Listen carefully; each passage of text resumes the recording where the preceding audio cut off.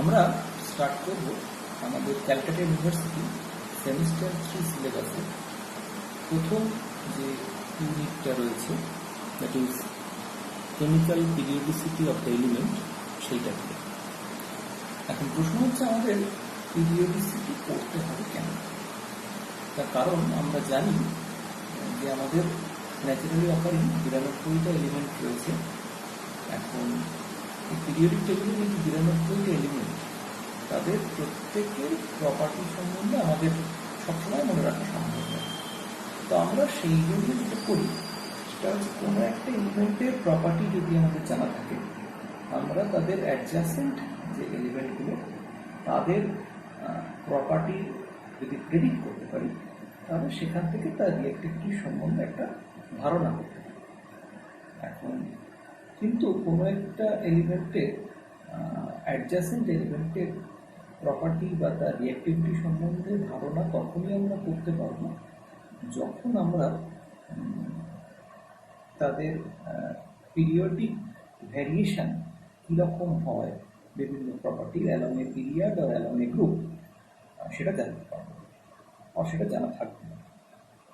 এখন এই periodic ভ্যারিয়েশনের periodic property যেগুলো আমাদের জানতে হবে সেগুলোর মধ্যে কী কী রয়েছে, যেমন ধরা যাক আয়নাইজেশন এনার্জি, যেমন ধরা যাক ইলেকট্রন অ্যাফিনিটি, আয়নিক আর অ্যাটমিক রেডিয়াই এটসেট্রা। এখন হোয়াই আয়নাইজেশন এনার্জি আর ইলেকট্রন অ্যাফিনিটি এটসেট্রা? তার কারণ আমরা জানি যে আমরা কেমিস্ট্রিতে ইন্টারেস্টেড ইন বন্ড ফর্মেশন। এখন যদি আমরা আয়নিক বন্ড ফর্মেশনের কথা ভাবি, তাহলে সেক্ষেত্রে ionic bond formation involves cation এবং অ্যানায়ন, এবং কোনো একটা অ্যাটম থেকে একটা ক্যাটায়ন তৈরি করতে গেলে সেখান থেকে একটা অ্যাটম থেকে একটা ইলেকট্রনকে রিমুভ করতে হবে, অথবা কোনো একটি অ্যানায়ন ফর্ম করতে গেলে কোনো একটা অ্যাটমের বাইরে থেকে একটা এক্সট্রা ইলেকট্রন অ্যাড করতে হবে। এখন এই কাজের জন্য যে এনার্জেটিক্সটা ইনভলভ, সেটাই আলটিমেটলি ডিটারমাইন করে দেবে যে আয়নিক বন্ড ফর্ম হবে কি হবে না। সেই কারণে আমাদের এই আয়নাইজেশন এনার্জি বা ইলেকট্রন অ্যাফিনিটি এবং তাদের কেমিক্যাল পিরিয়ডিসিটি সম্বন্ধে একটা আইডিয়া থাকা দরকার। এখন আমরা প্রথম দিন যেটা শুরু করবো, that is the ionisation energy. এখন হোয়াট ইজ আয়নাইজেশন এনার্জি? কিভাবে আমরা আয়নাইজেশন এনার্জিকে ডিফাইন করি? জেনারেলি আমরা আয়নাইজেশন এনার্জিকে ডিফাইন করি by the amount of energy required to remove an electron from an isolated gaseous atom in its ground state to produce a univalent cation in its ground state. এখন প্রশ্ন হচ্ছে, এখানে আমরা অনেকগুলো adjective দেখতে পেলাম। যেমন ধরা যাক এক নম্বর হচ্ছে আইসোলেটেড,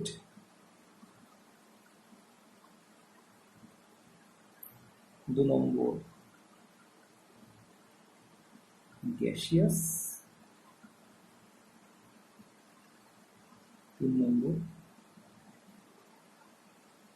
গ্রাউন্ড স্টেট অ্যাটম।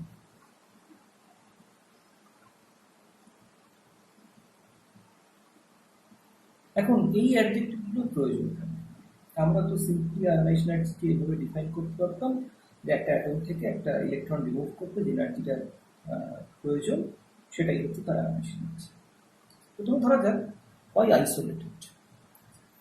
এখন এইটা বলার কারণ হচ্ছে আমরা জানি যে কোনো একটা ইলেকট্রনকে কোনো একটি অ্যাটম থেকে যখন আমরা রিমুভ করতে চাইছি, তখন সেখানে যে অ্যাট্রাকটিভ ফোর্সটাকে আমাদের ওভারকাম করতে হচ্ছে, সেটা হচ্ছে সেই অ্যাটমের নিউক্লিয়াস এবং যে ইলেকট্রনটিকে আমরা রিমুভ করতে চাইছি তাদের মধ্যে যে অ্যাট্রাকটিভ ফোর্স, এই অ্যাট্রাকটিভ ফোর্সকে আমরা যদি ওভারকাম করতে পারি, তবেই আমরা সেই ইলেকট্রনটাকে ইনফাইনাইট ডিস্টেন্সে নিয়ে যেতে পারবো অথবা আয়নাইজ করতে পারবো। কিন্তু যদি সেই অ্যাটমটার চারপাশে আরো অন্যান্য অ্যাটম থাকে, তাহলে ওই পার্টিকুলার ইলেকট্রনটা, যে ইলেকট্রনটাকে আমরা রিমুভ করতে চাইছি, সেই ইলেকট্রনটার ওপরে যেমন ওই অ্যাটমটার নিউক্লিয়াসের অ্যাট্রাকটিভ ফোর্স থাকছে, ঠিক তেমনি তার পাশের যে সারাউন্ডিংয়ে অন্য যে অ্যাটমটা রয়েছে তার নিউক্লিয়াসের সঙ্গেও একটা অ্যাট্রাকটিভ ফোর্স কাজ করছে। ফলত টোটাল যে অ্যাট্রাকটিভ ফোর্সটাকে আমাকে ওভারকাম করতে হচ্ছে ওই ইলেকট্রনটাকে রিমুভ করার জন্যে, সেটা শুধুমাত্র ওই পার্টিকুলার অ্যাটমটার নিউক্লিয়াসের সঙ্গে অ্যাট্রাকটিভ ফোর্স নয়, রাদার তার সারাউন্ডিংয়ে যে অন্য অ্যাটমটা রয়েছে তারও অ্যাট্রাকটিভ, তার নিউক্লিয়াসের অ্যাট্রাকটিভ ফোর্সও বটে। এখন ফলত যখন আমরা একটা অ্যাটমের আয়নাইজেশন এনার্জি কনসিডার করছি, তার মানে তার সারাউন্ডিংয়ে আর কতগুলো এইরকম অ্যাটম রয়েছে তার উপর ওই পার্টিকুলার ইলেকট্রনের আয়নাইজেশন এনার্জি ডিপেন্ড করবে। যদি কোনো পার্টিকুলার অ্যাটমের সারাউন্ডিং আর একটাই মাত্র অ্যাটম থাকে, তাহলে তার নিউক্লিয়াসের জন্য অ্যাট্রাকটিভ ফোর্স যতটা হবে, ইনফাইনাইট নম্বর অফ যদি অ্যাটম থাকে তাহলে সেক্ষেত্রে অবভিয়াসলি অ্যাট্রাকটিভ ফোর্স অনেক বেশি হবে এবং সেই ইলেকট্রনটাকে রিমুভ করতেও অনেক বেশি এনার্জি আমাকে প্রোভাইড করতে হবে।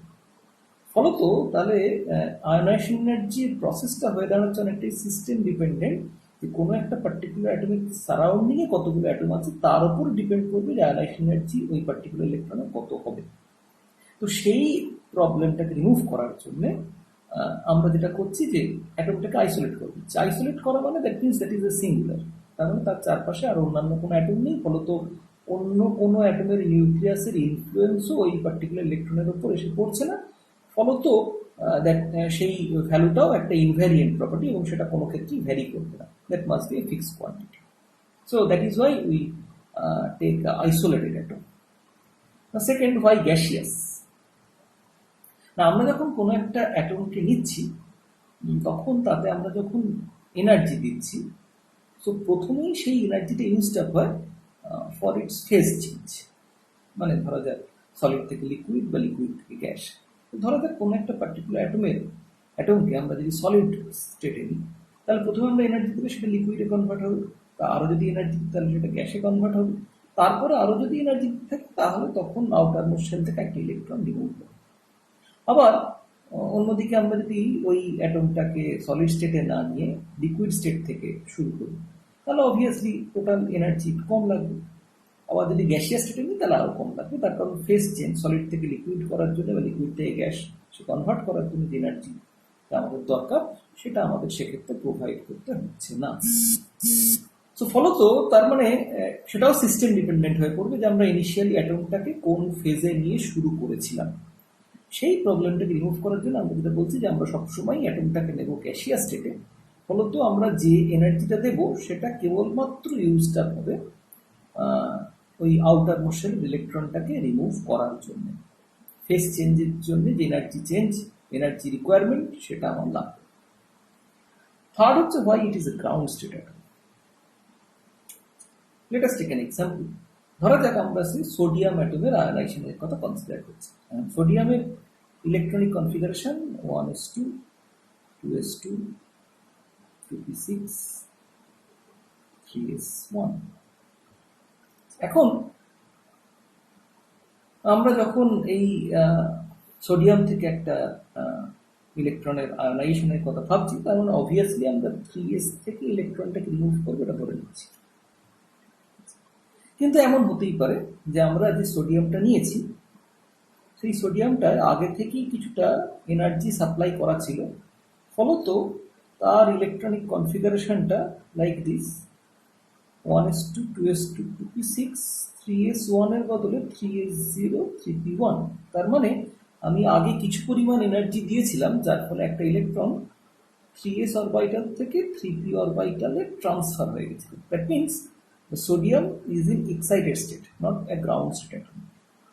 এখন এখান থেকে আমরা বুঝতেই পারছি যে এই সোডিয়াম অ্যাটমের ক্ষেত্রে যে পরিমাণ এনার্জি দিলে এই 3s ইলেকট্রনটা ইনফাইনাইট ডিস্টেন্সে সরিয়ে নিয়ে যাওয়া যেত, এই এক্সাইটেড স্টেটে সোডিয়ামের ক্ষেত্রে তার চেয়ে কম পরিমাণ এনার্জি লাগবে, তার কারণ অলরেডি কিছুটা এনার্জি দিয়ে আমরা 3s থেকে 3p তে একটা ইলেকট্রনকে নিয়ে চলে গেছি। সো 3s থেকে রিমুভ করতে ইলেকট্রনটাকে যে পরিমাণ এনার্জি লাগবে, 3p থেকে ইলেকট্রনটাকে রিমুভ করতে তার চেয়ে কম পরিমাণ এনার্জি লাগবে। সো এরকম আমরা আরো হায়ার এক্সাইটেড স্টেটের সোডিয়াম অ্যাটম পেতে পারি, ফলত সেক্ষেত্রে আরো কম এনার্জি লাগবে। তার মানে আমি অ্যাটমটাকে কোন স্টেটে নিয়েছি সেটা স্পেসিফাই না করলে আমার বিভিন্ন ক্ষেত্রে আয়নাইজেশন এনার্জির মানটা বিভিন্ন হতে পারে। তো সেই প্রবলেমটাকে রিমুভ করার জন্য আমরা যেটা করছি, আমরা সবসময় স্পেসিফাই করে দিচ্ছি that must be a ground state atom, so that আমাদের আয়নাইজেশন এনার্জিটা একটা ফিক্সড ভ্যালুতে এসে দাঁড়ায়। তো এবং অবভিয়াসলি যে আয়নটা তৈরি হচ্ছে সেখানেও এই একই কন্ডিশন মেনটেন হতে হবে, that means that must B isolated state, that must be in gaseous condition, and that must be a ground state ion. তার কারণ যে সোডিয়াম আয়নটা তৈরি হবে তার ইলেকট্রনিক কনফিগারেশন যদি 1s2 2s2 2p6 3s0 না হয়, rather 1s2 2s2 2p5 3s1 হয়, তাহলে এই প্রসেসটাকে ডেফিনেটলি যে পরিমাণ এনার্জি ইনভলভ তাকে আমরা আয়নাইজেশন এনার্জি বলতে পারবো না। আমরা সেইটাকে আয়নাইজেশন এনার্জি বলবো যেখানে এখানে ইনিশিয়াল থেকে শুরু করে এই ফাইনাল স্টেটে আমরা পৌঁছেছি। তো তার ফলে যে আয়নটা তৈরি হবে that must be also in the ground state. এখন প্রশ্ন হচ্ছে তাহলে কোনো একটা অ্যাটমের আয়নাইজেশন এনার্জি কিসের উপর ডিপেন্ড করবে? তাহলে কোনো একটা অ্যাটমে যখন আমরা কোনো একটা ইলেকট্রনকে রিমুভ করতে চাইছি, তার মানে সেখানে আমাদের যে ফোর্সটাকে ওভারকাম করতে হচ্ছে, আমরা আগেই বলেছি, সেটা হচ্ছে নিউক্লিয়াসের সঙ্গে ইলেকট্রনের অ্যাট্রাকটিভ ফোর্স। এবং যেহেতু দুটোই চার্জ বডি, সো তাদের মধ্যে attractive force must be govern by Coulomb's law of attraction.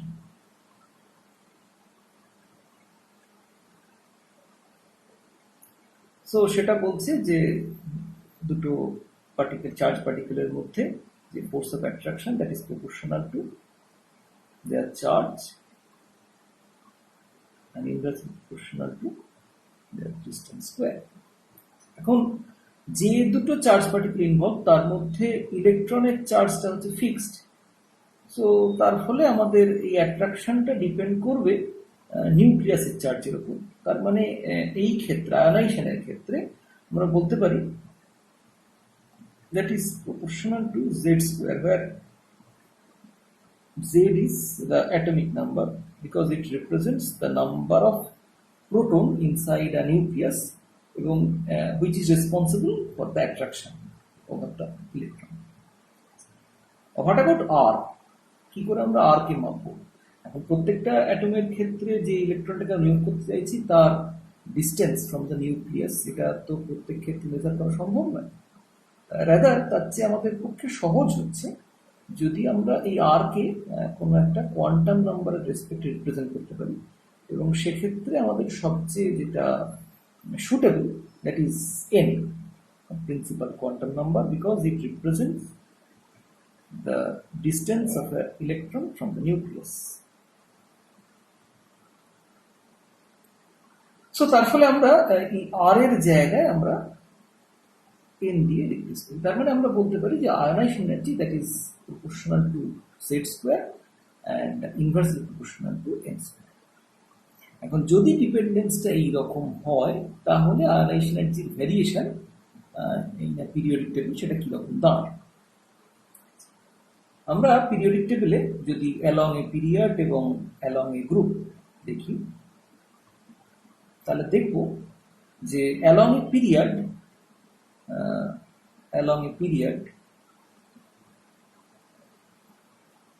সেটা এনটা হচ্ছে কনস্ট্যান্ট, বাট যেহেতু আমাদের অ্যাটমিক নাম্বার চেঞ্জ করছে সো জেড ইনক্রিজ করছে। তার মানে ইট ইজ অবভিয়াস যে ionisation energy should increase along period. And what about the along a group? না সেক্ষেত্রে আমরা দেখব যে সেক্ষেত্রে জেডও বাড়ছে এবং এনও বাড়ছে। এখন এন এর ভ্যারিয়েশনটা হচ্ছে প্রত্যেক গ্রুপে 1 ইউনিট করে এন ইনক্রিজ করছে, কিন্তু জেড বাড়ছে অনেকটা করে। তার কারণ এখান থেকে প্রথম পিরিয়ডে রয়েছে 8টা এলিমেন্ট, সো অ্যাটলিস্ট একটা গ্রুপ যখন আমরা ওপর থেকে নিচে নামবো তখন অ্যাটলিস্ট অ্যাটমিক নাম্বার 8 ইনক্রিজ করে গেছে। সো তাহলে জেড অনেক বেশি রেটে ইনক্রিজ করছে, অ্যালং এ গ্রুপ এন অনেক কম রেটে ইনক্রিজ করছে। তার মানে আমরা দেখবো যে অ্যালং এ গ্রুপও আয়নাইজেশন এনার্জি ইনক্রিজ করছে। তার মানে আমরা বলতে পারি যে জেড ইনক্রিজ করার সঙ্গে সঙ্গে ionisation energy along a group ও অ্যালং এ পিরিয়ড দুটোই ইনক্রিজ করার কথা। কিন্তু আনফর্চুনেটলি দেখতে পাওয়া যাচ্ছে যে আয়নাইজেশন এনার্জির ভ্যারিয়েশনটা এতটা রেগুলার হচ্ছে না, রাদার কিছুটা irregular. So why it is irregular? তাহলে এখানে আমাদের ডেফিনেটলি অন্য কোনো ফোর্স অ্যাক্ট করছে যেটা অ্যাকচুয়ালি এই রেগুলার ভ্যারিয়েশনের বাধা দিচ্ছে, বা রেগুলার ভ্যারিয়েশন যার ফলে হচ্ছে না। What is that force? এতক্ষণ অব্দি যখন আমরা কোনো একটা ইলেকট্রনকে রিমুভালের কথা বলেছি তখন আমরা একটা অ্যাটমে শুধুমাত্র সেই অ্যাটমের নিউক্লিয়াস এবং ইলেকট্রনের মধ্যে অ্যাট্রাকটিভ ফোর্সের কথা কনসিডার করেছি, কিন্তু that is not the sole force operating inside an atom. তাহলে আর কি ফোর্স রয়েছে? এখানে আমরা দেখতে পাচ্ছি যে কোনো একটা অ্যাটমের যেমন সেন্টারে নিউক্লিয়াস রয়েছে, তেমনি তার চারপাশে আরো অসংখ্য ইলেকট্রন রয়েছে। সো কোনো একটা ইলেকট্রনকে আমরা যখন রিমুভ করতে চাইছি, পার্টিকুলার একটা কোনো ইলেকট্রনকে, তখন সেই অ্যাটমের নিউক্লিয়াসের সঙ্গে ইলেকট্রনের যে অ্যাট্রাকটিভ ফোর্স এটা যেমন আমাকে কনসিডার করতে হবে, তেমনি ইনার শেলে যে ইলেকট্রনগুলো রয়েছে তাদের সঙ্গে আমাদের যে পার্টিকুলার ইলেকট্রনকে আমরা রিমুভ করতে চাইছি তার রিপালশনটাকেও কনসিডার করতে হবে। তো এতক্ষণ অবধি আমরা সেই রিপালসিভ ফোর্সটাই কনসিডার করিনি। সো তাহলে আমাদের সেই রিপালসিভ ফোর্সটাকে যদি কনসিডার করতে হয় তাহলে যেটা দাঁড়াবে, তার মানে যদি সেই ইনার ইলেকট্রনগুলো না থাকতো বা ইনার শেলের ইলেকট্রনগুলো না থাকতো, তাহলে নিউক্লিয়াসের সঙ্গে এই আউটার মোস্ট শেলের ইলেকট্রনের যতখানি অ্যাট্রাকটিভ ফোর্স থাকতো, তাহলে ইনার শেলের ইলেকট্রনগুলোর সঙ্গে রিপালশনের জন্য অবভিয়াসলি নেট অ্যাট্রাকটিভ ফোর্স কিছুটা হলেও কমে যাবে। তার মানে যতটা অ্যাট্রাকটিভ ফোর্স এই আউটার মোস্ট শেলের ইলেকট্রনের ওপর নিউক্লিয়াস দেবে, দ্যাট ইজ আ মডিফাইড, যেটাকে আমরা রিপ্রেজেন্ট করছি by Z star, which is nothing but z minus a negative quantity, which actually represent the repulsive force by the inner electron.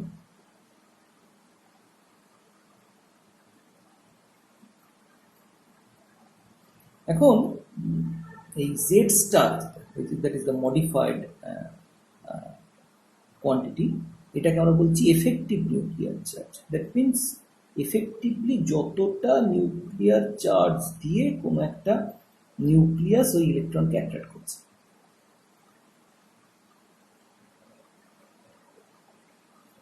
Z is atomic number as before, and the sigma is called shielding constant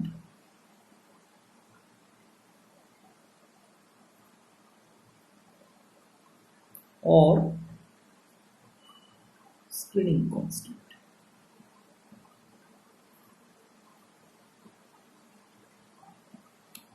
Why it is shielding or screening? এই অর্থে যে as if এই outer most শেলের electron এবং এই নিউক্লিয়াসের মধ্যে একটা স্ক্রিন বা পর্দা রয়েছে, যেটা এই নিউক্লিয়াস যতখানি অ্যাট্রাকটিভ ফোর্স আউটার মোস্ট শেলের ইলেকট্রনের উপর এক্সার্ট করতে পারত তাকে কিছুটা যেন কমিয়ে দিচ্ছে। So that is why it is called shielding or screening, as if এটা শিল্ডের মতো কাজ করছে এটা। এখন তাহলে আমাকে যদি আয়নাইজেশন এনার্জির ভ্যারিয়েশন অ্যালং এ গ্রুপ আর অ্যালং এ পিরিয়ড এটা প্রেডিক্ট করতে হয়, তাহলে আমাদের এই জেড স্টারের ভ্যারিয়েশনের ব্যাপারে একটা আইডিয়া রাখতে হবে। এখন জেড এর ভ্যারিয়েশনটা আমরা জানি কিরকম হয়, কিন্তু জেড স্টারের ভ্যারিয়েশন যদি আমাদের জানতে হয় তাহলে সেক্ষেত্রে আমাদের একটা আইডিয়া রাখতে হবে রিগার্ডিং দিস সিগমা। সো আমাদের next target is how to calculate sigma or shielding constant. মানে সিগমা ক্যালকুলেট করার জন্য জেসি স্ল্যাটার বলে একজন সায়েন্টিস্ট তিনি কিছু এম্পেরিক্যাল রুল প্রপোজ করলেন, যেটা এই screening or shielding constant calculate করতে আমরা ইউজ করি। রুলগুলো কি? রুল 1 বলছে the electronic configuration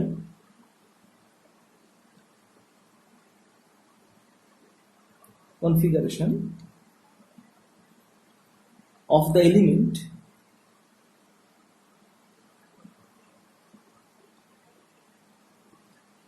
is determined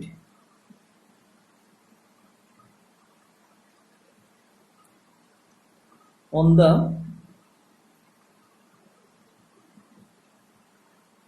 basis of following grouping.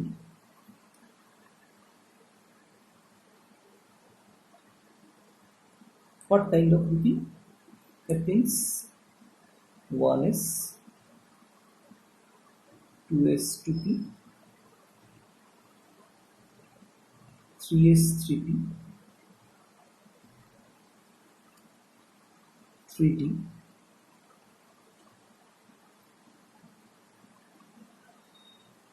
4s, 4p, 4d, 4f, 5s, 5p, etc. এখানে একটা জিনিস লক্ষ্য করার মতো যে আমরা জেনারেলি একটা প্রিন্সিপাল কোয়ান্টাম শেলকে একটা ব্র্যাকেটের মধ্যে দেখি, like 1s or 2s, 2p, কিন্তু ডি বা এফ অরবিটাল যেখানে ইনভলভ সেটাকে আমরা একটা আলাদা গ্রুপ করেছি, বা রাদার স্ল্যাটার্স রুল অনুযায়ী সেটাকে একটা আলাদা গ্রুপ করা হয়েছে। আগে আমরা রুলগুলো একটু দেখে নিই, তারপরে তার অ্যাপ্লিকেশনটা আমরা দেখব, তখন এই বেসিসটা একটু ক্লিয়ার হয়ে যাবে। রুল 2 বলছে যে electrons in any group right of the NSNP contribute nothing to the shielding.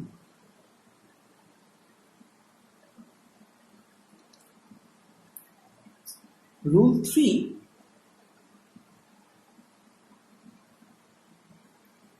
3 বলছে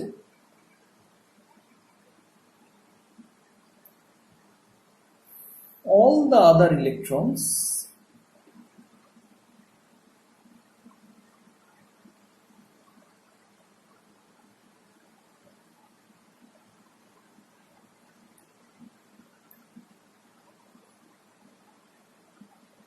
in the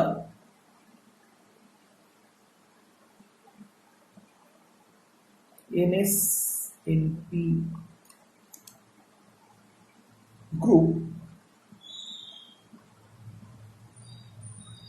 shield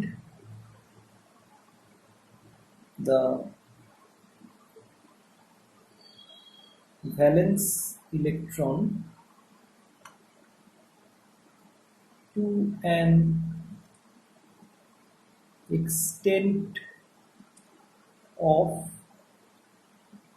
0.35 each.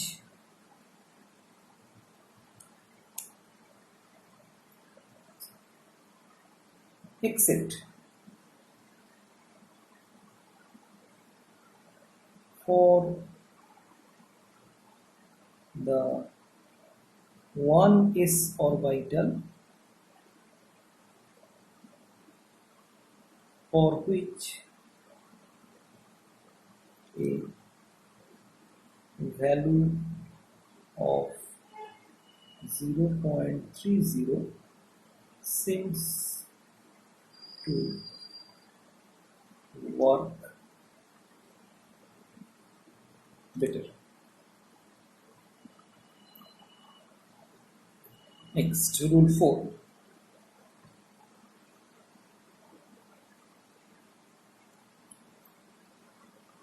All electrons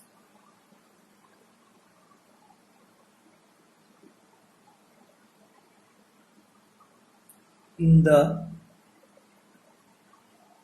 n-1th shell shield to an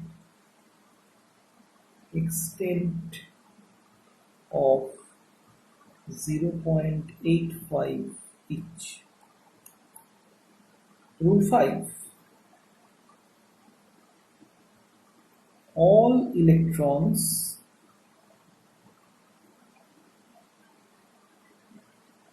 in n-2 or lower shell shield to an extent of 0.85 each.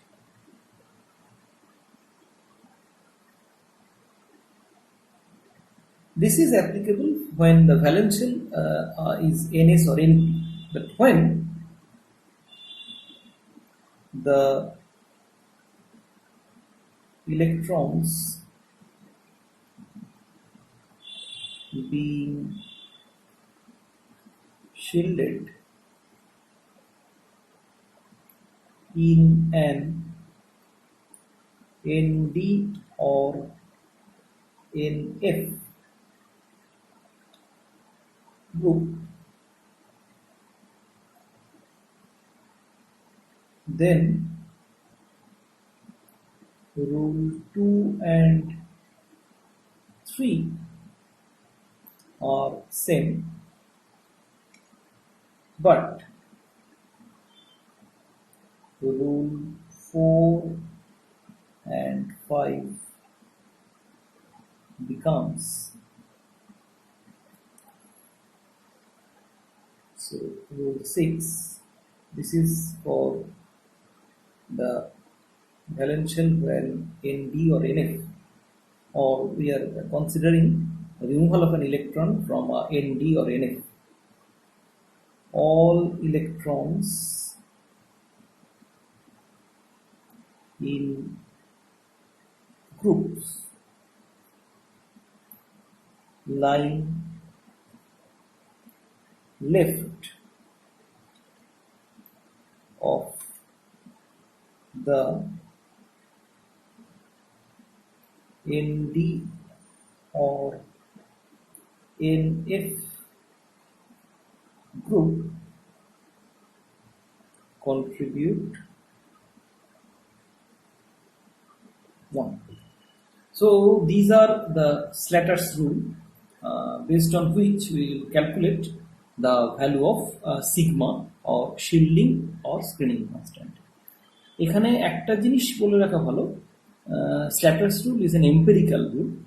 So এখান থেকে যে shielding constant consequently Z স্টারের যে ভ্যালুটা আমরা পাবো, that is not a accurate value, কিন্তু আমাদের পিরিয়ডিক ভ্যারিয়েশনের একটা রাফ অ্যাপ্রক্সিমেশনের জন্য দ্যাট ওয়ার্কস ভেরি ওয়েল। যদিও একদম সব জায়গায় যে খুব অ্যাকিউরেট প্রেডিকশন করা যায় তা নয়, but for rough approximation it works well. তবে এখানে কতগুলো জিনিস একটু মনে রাখা ভালো, যেমন স্ল্যাটারস রুল আমরা যখন কনসিডার করছি তখন আমরা ধরে নিচ্ছি যে স্ল্যাটারস রুলের ক্ষেত্রে যে অরবাইটালগুলো তাদের ক্ষেত্রে কোনো সোকল্ড রেডিয়াল নোড নেই, ফলত আমাদের যে পরিমাণ শিল্ডিংয়ের কথা আমরা কনসিডার করছি সবসময় যে সেই পরিমাণ শিল্ডিং হয় তা না, এবং that leads to the gross error. So তার ফলে আমাদের এই অ্যাকিউরেট ভ্যালুর সঙ্গে পুরোটা মেলে না, এটা 1 নম্বর। আর 2 নম্বর হচ্ছে আমরা যেমন জেড কে রিপ্লেস করলাম বাই জেড স্টার, তেমনি for heavier atom N is also replaced by N star. This is for heavier element. For heavier element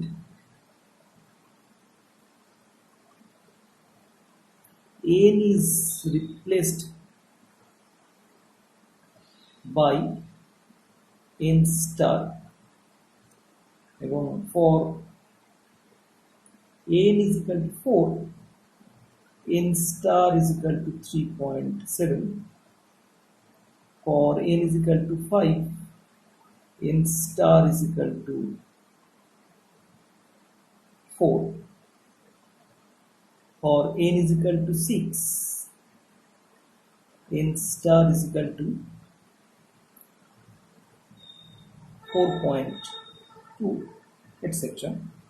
তবে লাইটার এলিমেন্ট যাদের নিয়ে আমরা কনসিডার করব, তাদের ক্ষেত্রে এই মডিফিকেশনটা আমরা সবসময় ইউজ করি না, এবং সেটা ছাড়াও আমরা যে রেজাল্টটা পাই that is more or less sufficient to explain our periodic trend. So এরপরে আমরা যেটা দেখবো সেটা হচ্ছে এই স্ট্যাটাস রুল ক্যালকুলেট করে কি করে আমরা শিল্ডিং কনস্ট্যান্ট ক্যালকুলেট করছি, এবং সেখান থেকে জেড স্টারের একটা ভ্যালু পাচ্ছি, যেটা ইউজ করে আমরা পিরিয়ডিক ভেরিয়েশনের একটা অ্যাপ্রক্সিমেশন আমরা করতে পারছি যে periodic trend along a period আর along a group ionisation energy বা আদার প্রপার্টিগুলো কীভাবে ভ্যারি করছে।